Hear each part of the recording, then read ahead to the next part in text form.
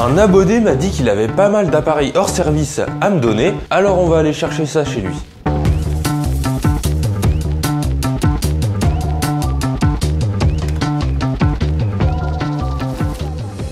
Je suis de retour, voilà tout ce que Logan m'a passé. On a pas mal de matos différents, on a des trucs de cuisine comme le Cookéo ou encore de l'informatique avec les laptops. Tous les appareils ont au moins un problème, alors j'espère que je vais réussir à en réparer un maximum. Logan avait travaillé avant dans un centre de tri, il a pas mal d'anecdotes assez intéressantes à nous raconter. Alors à la fin de la vidéo, on fera une petite interview. Allez, je vais commencer avec la Switch. La Switch, il l'avait achetée d'occasion et apparemment elle a un blue screen. On va brancher. Bon, déjà on n'a rien à l'écran, c'est pas trop bon signe. Si j'essaye de l'allumer, on n'a toujours rien. Je vais la laisser charger et attendre, voir si elle donne des signes de vie. On va passer à l'objet suivant, un écran Acer. Lui, ça va pas être trop compliqué à voir s'il marche. La dalle est pas pétée, il est juste un peu crado. Je vais le brancher et relier une entrée HDMI. Et ok, là on n'a rien. Si je l'allume, ah c'est pas le beau bouton. Bon bah on n'a rien à l'écran, et dans mes paramètres d'écran, il m'a bien détecté un écran. C'est plutôt bon signe, il me détecte un écran. C'est peut-être le rétroéclairage qui peut être mort là-dessus. Pour vérifier ça, c'est assez simple, j'ai juste à allumer ma lampe et mettre comme ça sur l'écran. Et si je vois qu'on a un peu une image, c'est que c'est le rétroéclairage qui est mort. Mais là, j'ai pas l'impression de voir grand-chose. Ouais non, là je vois rien du tout. On va le démonter. Je vais démonter ça avec la carte métal de N26. Ça marche, mais vaut mieux l'utiliser pour payer. C'est là qu'elle sera le plus utile, grâce à ses assurances incluses ou encore ses retraites devises locales sans frais partout dans le monde. C'est l'idéal pour voyager sans stress. N26, c'est un compte bancaire avec un IBAN français à partir de 0 € par mois. Et comme c'est une banque complètement en ligne, on a le contrôle total sur notre compte. En un clic, je peux changer le plafond de paiement de ma carte ou encore la bloquer si elle est perdue ou volée. Même pas besoin de devoir appeler un conseiller bancaire. Et si jamais il y a besoin d'aide, on a toujours le service client en français, 7 jours sur 7. Moi, la fonctionnalité que j'adore, c'est les espaces. C'est des sous-comptes ultra pratiques pour gérer son budget. Par exemple, j'en ai un vacances avec un objectif et une date butoir. Et je peux même le remplir automatiquement avec une fonction qui va arrondir les paiements de tous les jours et verser le reste ici, tout seul. Là, celui qui va me servir, c'est entretien voiture. Je l'ai associé à une carte virtuelle, j'ai juste à payer avec. Et le solde s'actualise en instantané. Pas de mauvaise surprise et une maîtrise totale de son budget. C'est super rapide de créer un compte et en plus N26 vous paye pour le faire. Si, c'est 20 € offerts, même pour le compte à 0 € avec mon lien en description ou le QR code qui s'affiche quelque part et mon code à rentrer lors de l'inscription. Il faudra dépenser ou retirer 20 € avec votre compte et N26 vous enverra les 20 € sous 7 jours. Ce sera réexpliqué à l'inscription, vous inquiétez pas. C'est jusqu'à cette date, alors profitez-en pour essayer. Et encore merci à N26 d'aider à réparer des objets HS. Le truc est giga galère à retirer. J'ai déclispé tout ce côté-là. J'ai l'impression que ça veut pas venir. Ah. Il y a des clips ici ou? Est-ce qu'il s'enlèverait pas par l'écran lui? Non, c'est la même pièce. J'aime pas y aller au tournevis, c'est bourrin, mais là, j'ai pas trop le choix. Ah bah ça marche plutôt bien. C'est bon, j'ai réussi. Oh, je crois que je viens de trouver le problème. On a une grosse trace de corrosion ici. Je vais nettoyer ça avec un coton-tige et de l'alcool isopropylique et on retestera s'il marche. Ouah, c'est bien corrodé quand même. On a quelque chose de dur dessus. J'espère que les pattes du circuit sont pas mortes. Bon, j'ai essayé de nettoyer au max, mais je le sens pas. Les pads sont bien noirs et j'ai l'impression qu'il y a des pads ou de la soudure qui est plus là. Quand c'est comme ça, généralement c'est un peu trop oxydé pour être rattrapable. On va quand même tester. Je remonte ça. On rebranche. Ok, comme tout à l'heure ça détecte bien. Ah, le rétroéclairage il change. Ouais, on voit bien que le rétroéclairage là il est allumé. Là il s'est rééteint. Là il se rallume. Là je vais tenter de reflow au fer à souder les pads du circuit intégré. Et si après ça marche pas, je crois que l'écran sera mort. Là ça m'a l'air pas mal, j'ai bien rattrapé les pads. Je vais aussi tester vite fait les composants qui étaient un peu touchés. Là c'est bon. Par contre cette résistance de 0 ohm là, j'ai pas l'impression qu'elle soit bonne. Je vais passer un bon coup de nettoyage encore. Je vais remettre un coup de soudure.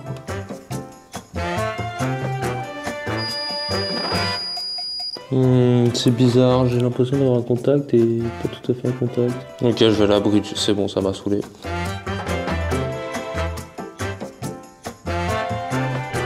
On va retester. Bah ça a pas l'air mieux. On a une lumière bleue ici, je sais pas si elle y était avant. Mais bon, dans tous les cas, on a toujours rien à l'écran. À mon avis, c'est le petit circuit là qui est mort. Au niveau de la partie plastique, il y avait une sorte de liquide. Donc je pense que c'est ça qui a dû attaquer ce circuit là. J'ai cherché sa référence, j'ai rien trouvé du tout sur le net. Et vu que c'est pas retrouvable, je pourrais pas le changer. Donc cet écran là, malheureusement, il est pas réparable. Pour changer, on va enchaîner avec un Cookéo. Ah! On a un son, l'écran s'allume, la roue elle fonctionne. Je vais lancer un maintien au chaud pour voir si la résistance fonctionne. Je crois qu'on m'avait dit qu'il chauffait pas lui. Ok, on a une erreur. 0B. Si j'ouvre, c'est tout froid, ça a pas du tout chauffé. Apparemment, ce serait un souci de résistance, de thermostat ou de fusible thermique ou carte de puissance. Ouais bah super, je suis aidé. En gros, ça peut venir de tout. Bon, comme d'hab, on va démonter. Oh, c'est dégueulasse. Alors... Ah, bon bah je crois que j'ai trouvé la panne. Le fusible thermique est mort. La résistance est bonne, on a 38 ohms, c'est une valeur plutôt classique. Bon, lui je le dégage et il va falloir trouver la pièce. J'ai trouvé la pièce, elle est commandée. En attendant, on va voir c'est quoi le problème avec ce petit projecteur. Pareil, je vais lui brancher une entrée, il est détecté. Ok, c'est déjà pas mal. Et maintenant, faut voir s'il projette. Il fait un bruit bizarre, là. Ouais, on a un truc. On a vraiment un bruit bizarre. De grincement. Comme si c'était le ventilateur qui frottait. Si je change les sources... ça change rien. Bon là on voit pas mais on est censé être sur l'HDMI et on a absolument rien qui se passe. Ah, là j'ai accès au menu. L'image est bizarre même si je me mets sur un mur plus proche. De ce que je vois c'est un projecteur DLP. C'est beaucoup mieux que les LCD comme technologie. J'espère que je vais pouvoir le réparer et il fait aussi de la 3D. Ok.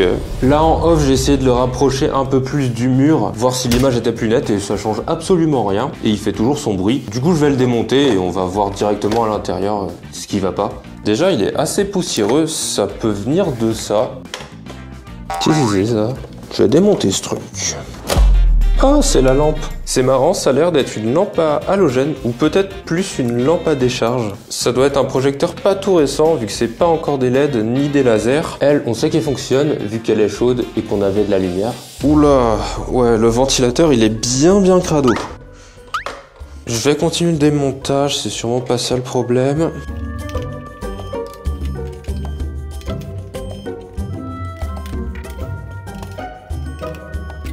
Oh, le PCB est bien crado, on a beaucoup de poussière. Là je cherche pas, je passe un bon coup de nettoyage.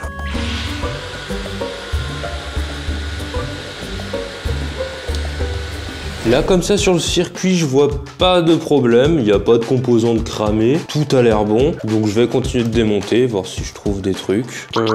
La carte vient pas comme ça, à mon avis elle est reliée à toute cette partie là. Il va vraiment falloir que je démonte absolument tout.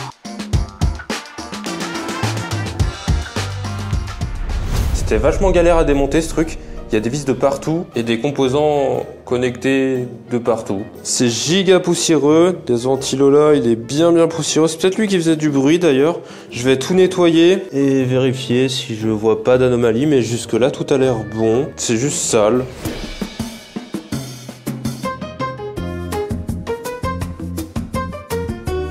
Là j'ai fini de tout nettoyer, au final j'ai passé un coup partout, j'ai nettoyé les ventilateurs à fond, ils sont tout propres et ils ont l'air de bien tourner sans faire de bruit. Pendant le nettoyage je me suis rendu compte d'un truc, déjà que cette partie elle peut se détacher et ici on a une sorte de trace de quelque chose qui a coulé et ici sur ce petit condensateur j'ai l'impression qu'on a une trace de rouille. Si je teste j'ai pas de court-circuit, c'est bon. Je vais nettoyer ça. On dirait que c'était juste de la rouille, mais c'est assez bizarre. C'est nettoyé, c'est tout propre. Le condensateur, il n'y a pas de court-circuit et il n'a pas l'air d'être en mauvais état. De ce côté-là, celui-là, c'est pareil. On avait juste des traces de rouille, donc j'ai bien nettoyé. De l'autre côté, j'ai pas trouvé de problème. J'ai testé 2-3 composants et tout a l'air bon. Du coup, il n'y a plus qu'à remonter, mais avant, je vais démonter ça par curiosité pour vous montrer comment ça fonctionne une matrice DLP.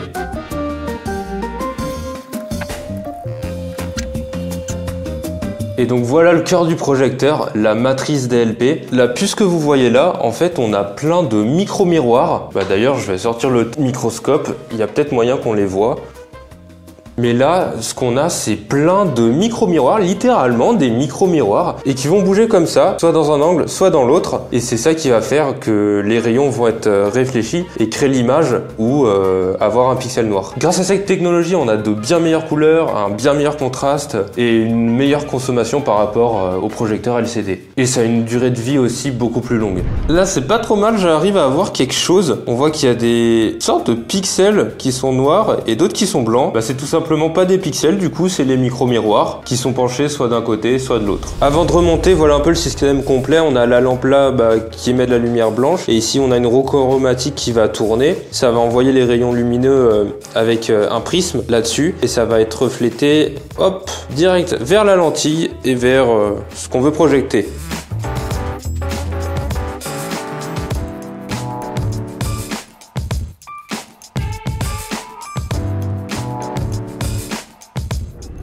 Le projecteur est remonté, il me reste 2 vis. Bon, tant pis, c'est sûrement pas important. On va le tester. Allumage. Rouge, bleu. Le ventilateur fait plus le bruit bizarre, c'est déjà ça. Ah, j'ai menti, il fait toujours un bruit bizarre. HDMI, HDMI. Ah, il veut pas prendre l'HDMI. J'ai beau appuyer sur n'importe quel bouton, ça change rien. Ah bah si, je sais pas comment, mais ça a affiché le menu. Ah, je vais reset. Le projecteur a l'air de marcher, ça affiche bien les menus et tout, mais juste il prend pas l'HDMI. Du coup je vais essayer avec le composite, voir si ça marche. Pour tester, j'ai qu'une Wii qui fait du composite, donc on va essayer avec ça. On va changer la source. Composite. Là je suis en composite et il me met pas de signal. Pourtant la Wii est bien allumée et je sais qu'elle fonctionne elle. Vu que j'ai testé avec 2 sorties, le HDMI et le composite, et que ça marche pas, je pense que ça vient de la partie qui gère les entrées vidéo sur la carte mère. Pour essayer de regarder quelle puce est morte, mais si c'est une grosse en BGA, ça va être introuvable. Et de toute façon, ces trucs là, c'est hyper galère à diagnostiquer, je perdrais juste mon temps. J'ai regardé si je pouvais changer la carte mère, évidemment j'en ai pas trouvé, le projecteur date un peu. J'ai cherché le même modèle en pour pièces et je suis tombé sur 3 qui fonctionnent sur le bon coin, entre 80 et 100 balles. Mais du coup, s'il fonctionne, je vais pas prendre des pièces pour réparer un qui marche pas, c'est un peu bête. Maintenant qu'il est nettoyé et tout, ce serait un peu bête de le jeter, alors j'ai plus qu'un truc à faire, c'est de le revendre en pour pièces. La Switch, ça fait quelques temps qu'elle charge là, mais il y a toujours rien, elle s'allume pas. Donc je vais même pas m'embêter, vu que je sais à 100% que la carte mère est morte sur elle, je vais m'en servir pour les pièces. Ensuite, on a des caméras. J'en ai 4.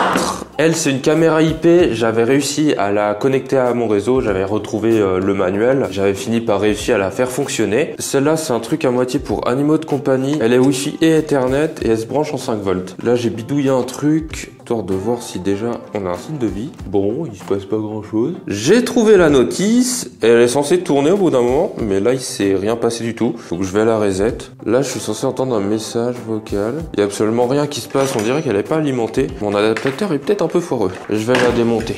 Premier truc que je vois, et ce circuit-là, on dirait qu'il manque un petit bout. Ça doit être un régulateur d'entrée. Je vais brancher, et si j'ai pas de tension, ce sera vraiment pas bon. Ok, là j'ai du 5 volts. Là j'ai du 5. Ok, j'ai rien en sortie de ce régulateur, c'est pas bon signe. Ici j'ai rien. Ici j'ai rien. Au niveau des condos, j'ai rien du tout. Sur ce régulateur là, je suis censé avoir une tension assez basse et j'ai rien du tout. J'ai cherché la référence du circuit intégré qui avait l'air mort, le D25 ACC. On n'a pas plus d'infos. Ces petits trucs là, c'est quasi impossible à retrouver juste avec ce qu'il y a écrit dessus. Mais c'est pas ça qui va limiter la réparation, parce qu'en retournant la carte, je me suis rendu compte que le circuit principal, il avait une sorte de trace d'explosion. Et en grattant un peu, on voit que c'est bien le circuit qui est cassé. Ça veut dire qu'il a surchauffé et qu'il y a un truc à l'intérieur qui a pété. Donc c'est mort, malheureusement, elle est irréparable. La prochaine, c'est une caméra Wi-Fi de chez Avid100 qui se branche en 12 volts. D'après la notice, je suis censé entendre un son dès que je connecte la caméra aux 12 volts et là, c'est pas le cas du tout. J'ai entendu 0 son. Là, j'ai installé l'app et en plus, il faut que je crée un compte. Mais je suis même pas sûr que la caméra fonctionne, donc je vais pas le faire. On va d'abord la démonter, voir ce qui va pas. À première vue, je vois pas de problème. J'ai démonté les circuits pour les voir un peu plus en détail et j'ai rien trouvé de cramé cette fois. Je vais rebrancher le 12 volts et on va voir si on a une tension au moins au niveau de l'arrivée. C'est pas bon, j'ai 0. Je vais tester avec une autre allume 12 volts. Et j'ai toujours pas de 12 volts. Ah oui, il y a un court-circuit, ouais. On a un court-circuit au niveau de la lime. Je vais voir si ça vient des fils parce que c'est possible.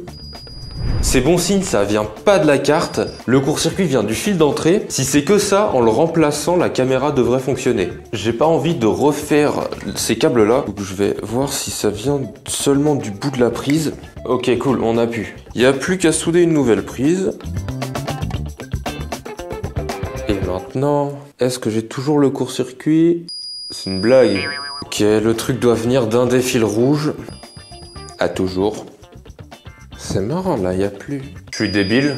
Le court-circuit vient de la carte, en fait. C'est juste que ce fil-là, il va à 2 endroits. Si je retire le connecteur, ouais, on voit bien que le court-circuit vient de la carte. En retirant le condensateur, toujours le court-circuit. Et en retirant la diode, on a aussi le court-circuit. Ça peut peut-être venir de ces petits régulateurs qu'on a derrière. Dans tous les cas, j'arriverai pas à retrouver leur référence. En off, j'ai fait d'autres tests, ça donne pas grand-chose. Donc cette caméra-là, elle va pas être réparable non plus. Quand c'est trop galère de trouver les pièces comme ça, sur des appareils comme des petites caméras comme ça coûte 60 balles. Ça vaut pas trop le coup de continuer à chercher et s'entêter à essayer de trouver quoi que ce soit. Si c'est pas juste le câble ou une autre petite panne réparable en 2-3 soudures, c'est très vite plus intéressant à réparer. Il reste plus qu'une caméra et elle, on a le câble qui est coupé. C'est une caméra PoE, donc qui s'alimente directement par l'Ethernet. Ça tombe bien, j'avais gardé un petit câble où un bout était mort, donc je devrais pouvoir réussir à reconnecter ça en la démontant.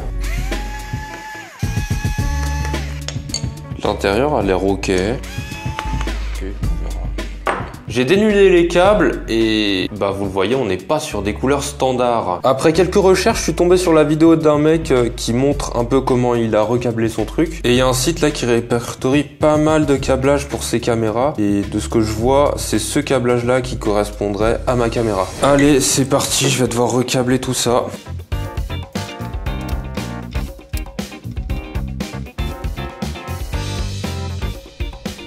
C'est fini, j'ai tout bien soudé, je vais pouvoir aller brancher ça directement sur mon Switch. Là, je viens de faire un scan réseau, j'ai pas la caméra. Je vais la brancher, je vais refaire un scan et normalement, elle devrait apparaître. Branché. Ok, une petite lumière.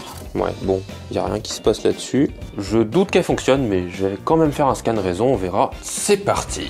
C'est pas bon, j'ai regardé avec mon ancien scan et il n'y a pas de nouvelle IP. Pour moi, j'ai bien branché les fils, c'était les bonnes couleurs et la bonne configuration, je pense. Je vais tenter un reset. Je pense pas que ça change grand-chose, mais bon. J'ai refait un scan, c'est pareil, ça n'a rien changé. Je pense que malheureusement cette caméra elle est morte, j'ai essayé de me connecter à l'IP de base, j'ai aussi essayé de trouver le manuel, voir comment ça fonctionne un peu ces trucs là. J'en ai trouvé un mais pas sûr que ce soit pour cette caméra là. Et le site de la marque est assez fouillis, c'est galère de trouver de la documentation. Je vais pas aller plus loin avec elle, j'ai plein d'autres objets à réparer, alors on passe à la suite. Ça c'est un peu plus sympa, c'est un petit MacBook en 13 pouces. Ouf. Il est dur à ouvrir. Est-ce qu'il va s'allumer? Non. De ce que Logan il m'a dit, apparemment il s'allume et l'écran s'allume pas. Je vais le mettre à charger, voir ce que ça donne. Il prend bien la charge, c'est bon signe. On va attendre un peu. Là ça fait quelques temps qu'il charge, on va réessayer. Je retente. Bon, il se passe rien. Du coup on va le démonter. Crado. Les ventilos tournent en fait, donc il doit être allumé là. Première vue, je vois rien d'anormal, il y a juste une petite trace de liquide ici, un truc qui a dû couler. Ça n'a pas l'air très grave. La batterie est pas gonflée, c'est bien. Oh, si, là c'est un peu crado. Ici, il y a des traces de liquide avec des trucs un peu crado là, mais à part ça, rien d'autre. J'ai retiré le connecteur de la batterie et les vis, c'est pas les bonnes qui ont été remises, c'est censé être des comme ça. Et là, on a des cruciformes qui vont pas jusqu'au bout, du coup, le truc il est dans le vide. Sur la carte mère, il y a des traces un peu de liquide. J'ai nettoyé un peu vite fait comme ça. Sinon, il n'y a rien qui a l'air suspect. Il n'y a pas de circuits qui ont l'air morts. En off, j'ai fait quelques recherches à propos de la panne. J'ai pas trouvé grand chose. Ça peut venir de plusieurs puces, dont certaines en BGA que je saurais pas ressouder. Les MacBooks, il y a beaucoup de pannes possibles. Ils ont beaucoup de problèmes. Je m'y connais pas trop et je sais que si je commence à m'aventurer là-dedans, je vais y passer beaucoup trop de temps. Il me reste encore beaucoup d'objets à réparer et j'ai pas envie de faire 2 épisodes pour cette vidéo. Alors lui, je vais devoir le laisser comme ça, en pour-pièce. Pour changer un truc qui devrait être facile à réparer, j'ai reçu la pièce pour le Cookéo. Ils ont même laissé les fils et la fixation, donc ça devrait être plus simple à changer.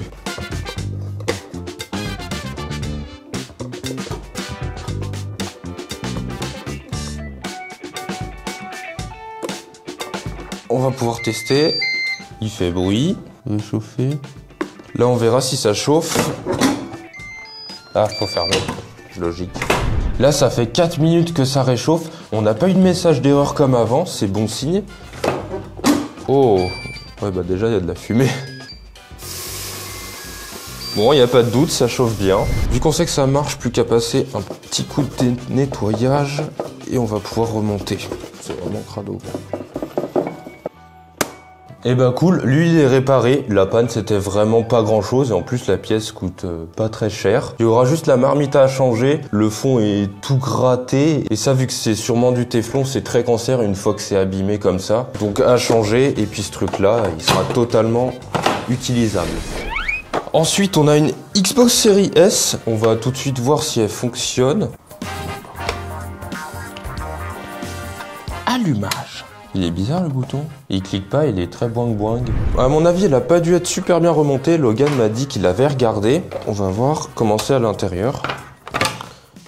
Bon, bah au moins, elle sera facile à démonter. Ah oui, bah ça risquait pas de marcher. J'ai pas la carte au niveau du bouton power et j'ai pas la carte là qui doit être la carte Wi-Fi ou pour les manettes. J'ai demandé à Logan et il les a chez lui. Il a oublié de me les passer. Il m'a dit que c'était peut-être le HDMI, donc on va continuer de démonter. On a des pistes déjà qui sont complètement arrachées ici. Je sais pas ce que ça peut être. Oh! Ah, je crois qu'on a trouvé le problème. Bon, clairement, le HDMI est mort et les pistes sont à moitié arrachées, mais je pense que c'est réparable. Je vais commander la prise et on passe à l'objet suivant en attendant. On passe à la grosse télé. Branchage. Là j'appuie sur le bouton, ah bah il n'y a pas de LED, il n'y a aucun signe de vie. Le panneau il se barre à moitié, je crois que c'est pas normal. Démontage. À première vue je vois rien de mort, même sur la lime il n'y a rien de cramé. Bon, bah on va voir si on a de la tension. J'ai retourné la lime et de l'autre côté, tout était bon. Il n'y a rien qui a l'air de cramer non plus. Et en même temps, j'en ai profité pour voir où allaient les tensions au niveau du connecteur de sortie. Donc c'est le prochain truc qu'on va tester. On a bien du 12 volts, donc on sait que la lime fonctionne. Maintenant, il faut voir au niveau de la carte. Je crois que le connecteur est juste mal branché ici. Oh bordel, il n'était pas clipsé. Si c'est juste ça, c'est débile. Je vérifie tous les connecteurs. Ça c'est bon, ça c'est bon, ça c'est bon. Ah, lui il était moyen, là c'est bon. Je rebranche, toujours débranché évidemment quand on teste ou qu'on fait des manips. Et... il n'y a toujours pas de lumière. Je vais voir si j'ai toujours du 12 volts. Ouais, il y a toujours. Je vais voir si on a quelques tensions sur la carte. 12 ici, 24 ici, ok. Là j'ai du 5 volts, c'est bon. Là j'ai du 1 volt, ça doit être pour le processeur, donc c'est sûrement ok.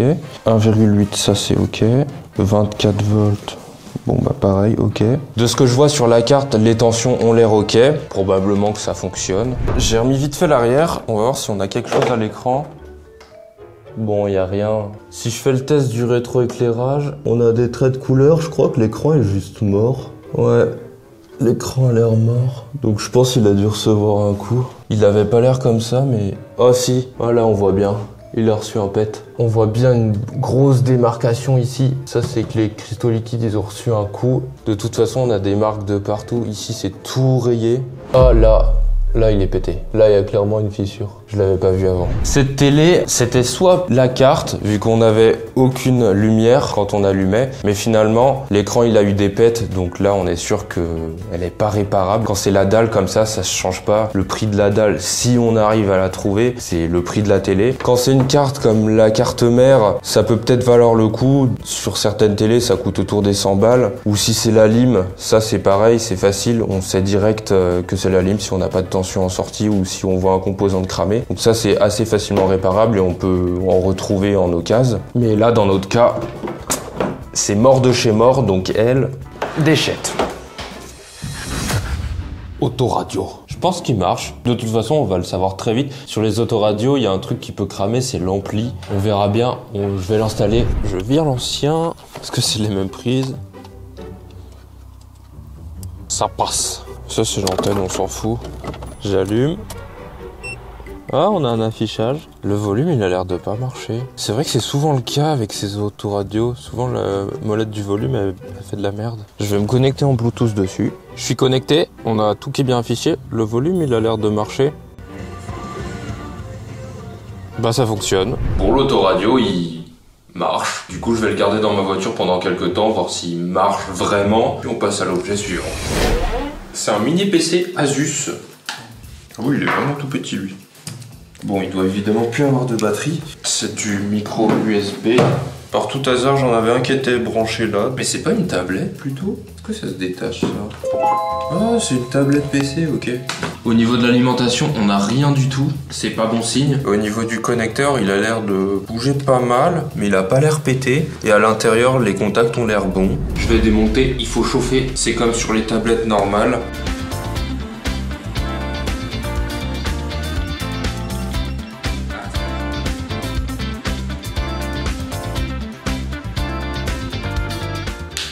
Oh merde! Ah bah j'ai pas assez chauffé. Les tablettes c'est trop chiant à démonter. Faut chauffer comme un bâtard et si tu chauffes trop tu peux niquer l'écran et si tu chauffes pas assez bah ça pète. C'est une blague. J'ai même pas été fort, le truc il est hyper fragile comme écran. Oh non! Ça a pété parce que lui il a été entre le verre et le plastique. Il y a un bord en plastique, sauf qu'il y a plus de bord en plastique au niveau des boutons pour garder le machin fin. Là pour éviter de foutre des bouts de verre partout, je vais mettre du scotch. Je pourrais quand même essayer de voir ce qui va pas. Mais en tout cas là au niveau de la conception c'est vraiment mal foutu. Au niveau réparabilité c'est nul, c'est vraiment nul. Bon allez là j'y vais, j'en ai plus rien à foutre. Quoi? C'est vissé en plus. Donc en fait le verre est collé à cette frame en plastique qui est elle-même clipsée et vissée. Donc techniquement il aurait fallu que j'enlève cette partie super fine en verre qui est super bien collée à cette partie en plastique, ce qui est complètement impossible sans péter le verre. Ce truc est vraiment inouvrable et quasiment irréparable. La prise micro USB de charge, elle est là, donc je vais me brancher et on va voir si on a une tension en sortie. Mais je pense qu'on n'aura rien vu qu'on n'avait rien. Ah si, on a 5 volts. Comme on n'a aucun courant avec le 5 volts, je suspecte que la batterie doit sûrement être morte ou en sécurité. Et si je regarde la tension, ouais, on a 1,5 volts. C'est pas bon du tout. Je suis censé avoir quelque chose autour de 3 au grand minimum. Là, je vais essayer de recharger la batterie en bypassant le système de charge de la carte mère qui a dû se mettre en sécurité, donc il empêche la recharge de la batterie. Je vais utiliser ce petit module là et je vais me souder directement à la batterie. Je vais mettre en charge et puis on verra si ça prend la charge.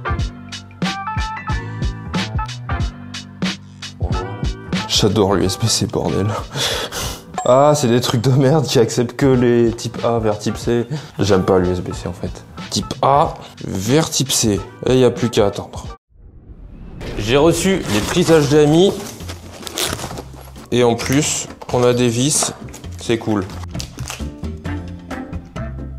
Avant d'installer la nouvelle, il faut que j'enlève l'étain qui est encore dans les trous ici et que je nettoie tout ça pour ensuite refaire les pistes bien au propre.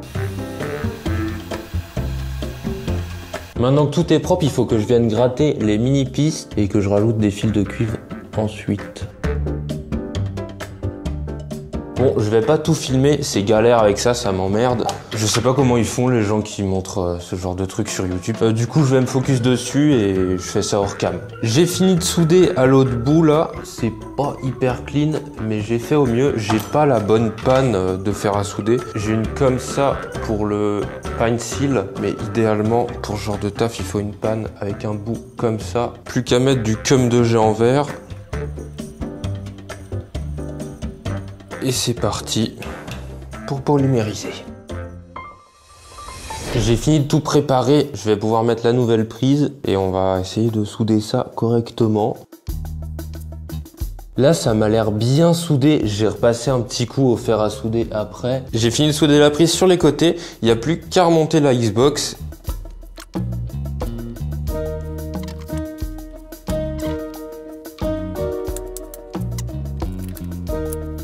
Hop, remonter. Truc marrant, en ouvrant la boîte de vis, je me suis rendu compte qu'il y avait cette pièce-là. C'est la pièce où il y avait les pistes d'arracher. Et c'est juste un truc pour foutre une vis. Donc en gros, ça sert à rien, on s'en fout. Et j'ai aussi la petite carte où il y a le bouton et la lettre d'allumage. Je m'étais embêté à regarder quelle pin va où. Donc je mets ça là pour référence si jamais. Power AGND avec un petit tournevis, on peut allumer la console. Mais vu que j'ai elle, je vais juste la mettre. On va pouvoir tester. Brancher. Brancher. Testons. Oh, ça clignote. Ah. Oh oui! Génial! C'est bon, la prise HDMI est réparée. Et donc, la console est réparée. Je suis content d'avoir réussi. Les prises HDMI comme ça, c'est pas facile à réparer, c'est surtout très délicat. On va pouvoir passer à l'objet suivant. Dernier objet, avant-dernier, mais l'autre on verra plus tard. C'est un HP qui a l'air sale. Il y a une petite lumière orange, c'est bon signe. C'est parti. Ok. Ah, j'ai même pas eu le temps de lire ce qu'il a affiché, il s'est éteint direct. Ah, il a l'air de vouloir démarrer. Ouais. C'est le PC de ouais. Le PC a l'air super lent, je vais regarder la config. Niveau config, c'est pas dégueu, on a un i5 7ème gen, je pense que c'est totalement utilisable aujourd'hui encore pour faire des tâches de base. On a juste 4 Go de RAM, donc il faudra peut-être augmenter ça et changer le disque dur, si c'en est un, par un SSD. Et je pense qu'on aura un PC qui sera complètement utilisable. Tout à l'heure, je me demandais pourquoi la batterie s'emboîtait mal. Bah, je viens de comprendre, il y a un pin là qui est totalement tordu. Donc je vais le retordre. Ah, et le bout là est pété. Bon, tant pis. Ah, c'est le vis caché. Bon, alors ça c'est utile. Oh, poussière sale. Les ports là, ils sont hyper crades et il y a des traces de corrosion. Il y a dû avoir du liquide de couler là-dessus. Et bah c'est parti pour un nettoyage complet. Ici en RAM on a 4 Go en DDR4. On va monter ça à 16 Go de RAM, franchement c'est le minimum aujourd'hui pour un PC utilisable.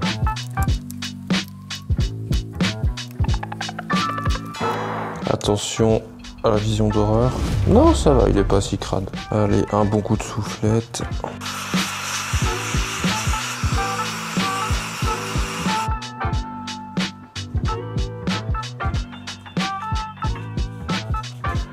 Comme toujours, on va mettre trop de pâte thermique. Voilà. Voilà.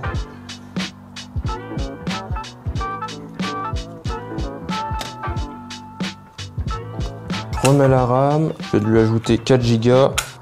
Et le disque dur, on va évidemment le virer. Et on va remplacer par un SSD.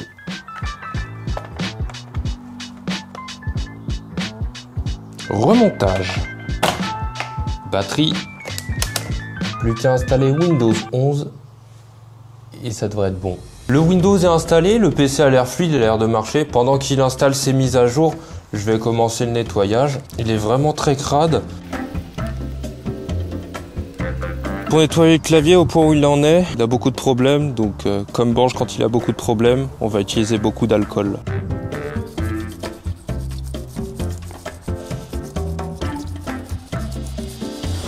Clavier tout propre. Maintenant, on va voir si le PC est assez réactif et s'il est utilisable. En 1080, ça a l'air de suffire pour lire des vidéos YouTube. C'est parti. Ah, on a un bruit. Ok, on a un truc sur l'écran. Donc c'est cool, le PC est utilisable. Lui, il est réparé. En PC comme ça, à reconditionner soi-même, ça peut être vraiment pas mal. Bon, bien sûr, achetez pas des 10. C'est de la merde hein, niveau fabrication. Le plastique, y a plein de clips qui pètent et en général les charnières elles tiennent pas non plus. Mais en occasion ça fait très bien le taf si vous l'améliorez et ça vous fait un PC pour pas très cher. On repasse à la tablette. Depuis le temps elle a dû charger. Oh, le truc est chaud donc ouais je pense que ça s'est chargé. Lui je peux le dessouder. On branche l'écran. Je vais remettre le tactile. Ok c'est giga galère. Si j'allume... Oh! Faire glisser pour arrêter votre PC. Bah elle fonctionne mais je crois que le tactile est vraiment mort de chez mort. Heureusement on a le clavier.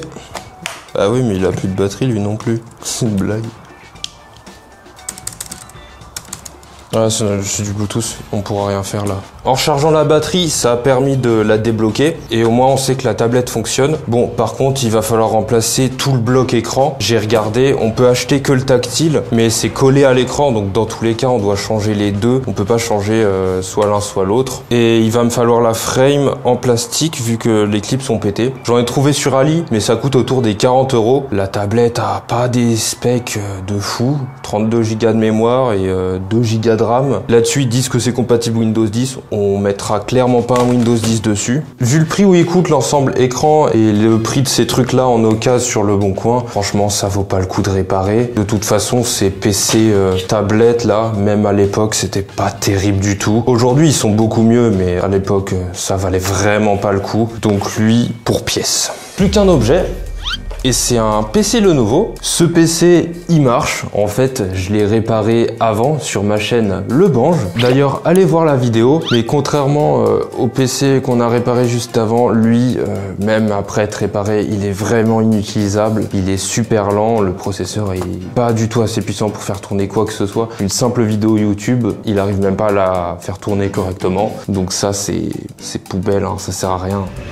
Du coup, toi, Logan, t'as bossé en centre de tri? Oui. Et c'est quoi? C'est après la déchetterie? Oui, c'est après la déchetterie. En fait, il y a une partie, c'est une plateforme, où il y a une partie transport. Donc, c'est les camions qui partent en déchetterie, qui vont chercher tout ce qui est électroménager. Donc, gros électroménager, petit électroménager, électronique. Et nous, on réceptionne tout ça en camion. Mon travail, pour moi, sur la plateforme, j'étais côté plateforme, c'était de rentrer dans les camions, les décharger. Après, donc, on récupérait ce qui était les box bleues, là, où il y avait tout ce qu'on appelait PAM, ces petits appareils mélangés. Peut être une console de jeu, un ordi, un clavier, voilà, tout ce qui va être, même un Cookéo ou trier ce qui était ce qu'on appelle le froid, donc ce qui va être frigo, sèche-linge avec le gaz et tout ce qui va être clim, du hors froid, donc le hors froid ça va être machine à laver, sèche-linge hors gaz et gazinière, tout ça. Et après, nous on chargeait les semis et ça partait à différents points de la Bretagne. Et du coup, tu sais où ça part après, justement, tous ces objets-là, comment c'est recyclé? Est-ce que c'est détruit, broyé? C'est broyé. Le froid, non. Tout ce qui est frigo, ils vont récupérer le gaz. Et par contre, tout ce qui est appareil électrique, c'est envoyé dans des genres de déchiqueteuses qui vont trier la ferraille, du plastique. Mais le reste, faut pas croire qu'en fait, quand on met dans quelque chose en déchetterie qui est électrique, il va être recyclé dans le sens où ils vont récupérer des pièces et réparer un truc. Non, c'est détruit. Même du neuf. Ouais, tu me disais qu'il y a des trucs, ça vient de magasins, c'est neuf, même ça marche. T'en vois beaucoup justement des trucs... Beaucoup non, mais on va dire sur 2 mois, ça va être beaucoup en fait pour nous. Ouais. J'ai déjà vu des magasins où juste les machines à laver, elles étaient soit en fin de série, ou même des frigos, ou même des appareils électriques. Eux, en fait, ça leur coûte plus cher de revendre moins cher que de le balancer comme si on allait le mettre à la déchetterie, quoi. Est-ce que tu sais, toi, pourquoi on peut pas récupérer en déchetterie? Parce qu'en fait, dès que ça arrive dans la déchetterie, ça appartient. C'est qui gère tout en fait. Si on autorisait le fait de pouvoir les récupérer en déchetterie, il y aurait plein de monde devant. Il y aurait que ça, c'est pas une brocante, quoi. Parce que moi j'ai fait des recherches avant, tu vois, et tout, pour voir pourquoi on peut pas récupérer, mais c'est assez flou. Ils veulent pas trop en parler parce qu'en fait les gens vont se poser la question, mais ça part où tout ça? Et puis bon, ce qui passe à la télé. Ouais, un peu du greenwashing en mode. Ouais, voilà, ils montrent les trucs qui sont réparés, c'est de la connerie. Et c'est pareil, ils pourraient ouvrir, c'est qu'on en parlait que le patron de la boîte où j'étais, c'est qu'en fait ils pourraient ouvrir un truc où ils embaucheraient des gens pour réparer, genre des gens comme toi par exemple, tu vois, et faire un truc pour pouvoir lancer, je sais pas, des petits magasins où il y aurait que de l'occasion, où en fait eux, ça va leur coûter, c'est qu'une histoire d'argent. Je vais pas citer les noms des magasins et le nom des grands groupes qui nous ont envoyé des trucs, mais c'était des box comme ça, remplis de trucs neufs. J'ai vu des télés passer, juste elles étaient en fin de série invendables, neuves. C'était rempli, hein, des centaines et des centaines par jour. Moi, ça m'a choqué. On nous parle de faut faire attention à pas trop consommer, à pas trop machin, puis derrière, de l'autre côté, il y a des millions de trucs qui sont jetés, des tonnes et des tonnes. Puis pareil, les gens, qu'ils arrêtent de se dire que quand on met à la déchetterie, ça va être recyclé, genre réparé. Vaut mieux essayer des fois de le vendre même en panne, ça fait le bonheur de quelqu'un. C'est quand, pour toi, la période à laquelle tu retrouves le plus d'objets qui peuvent encore être réparés? Période de Noël. L'avant Noël et l'après Noël. L'avant Noël, ça va être, on va retrouver beaucoup de consoles, d'ordi, même d'appareils électroménagers qui sont des fois peut-être un peu vieux mais qui sont encore fonctionnels. Et après Noël, c'est tout ce qui est pas vendu, tout ce que les gens vont mettre en déchetterie aussi, donc ça fait côté magasin et côté nous. Les gens vont jeter parce qu'ils s'en servent plus, parce que c'est le cadeau de l'année dernière, ou parce qu'ils l'ont des fois même juste simplement en double. Et après il y a la période été, donc il y a une période hiver et il y a une période été. L'été c'est tout ce qui va être frigo, parce que généralement un frigo ça tombe en panne en été, c'est des tonnes de frigo qui passent devant nous qui sont encore fonctionnels. C'est de la consommation en fait. C'est quoi quoi, toi, l'objet que tu retrouves le plus souvent qui est réparable ou qui juste marche? C'est une bonne question, ça. Bah, en vrai, t'y en as même pas. C'est de tout. Il n'y a pas de truc plus ou moins. Ouais, c'est vraiment random. Après, les magasins, eux, ce qu'ils jettent la plupart du temps, c'est de l'électroménager. C'est quoi, du coup, l'objet le plus cher que t'as vu en déchetterie? Une fois, je suis allé en déchetterie, mais il y a une meuf qui est arrivée avec une Mercedes flambant neuve, avec même la remorque était neuve. Et vous l'achetez la Mercedes?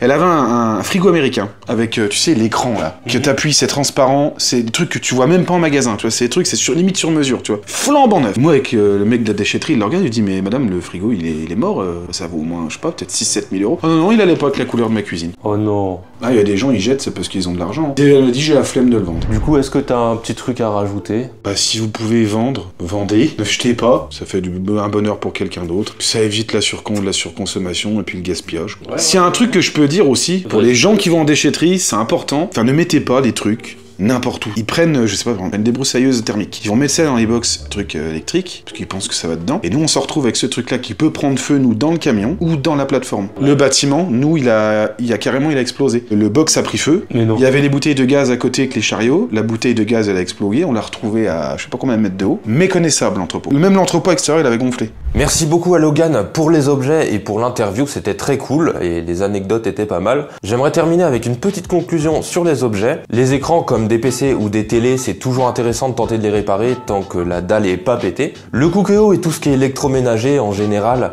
avant de jeter, il faut toujours essayer de réparer. C'est hyper souvent une panne très facile à trouver et à réparer. Les caméras, au prix où ça coûte, ça vaut pas trop le coup de réparer si c'est pas une panne ultra simple. En plus, certaines pour tester, tu dois installer une app et faire un compte. La galère. L'autoradio, il est toujours dans ma voiture et il marche nickel. Donc ça c'est cool. Les consoles, si on a des ports HDMI à changer comme sur la Xbox, je vous déconseille vraiment d'y toucher si vous n'avez pas le matos ni les skills. Il faut s'entraîner avant, sinon vous allez juste tout niquer et empirer l'état de la console. Si vous voulez voir une autre vidéo où je répare encore des objets différents, c'est juste ici. Encore merci à N26, le lien de l'offre est en description. Et moi je vous dis à la prochaine.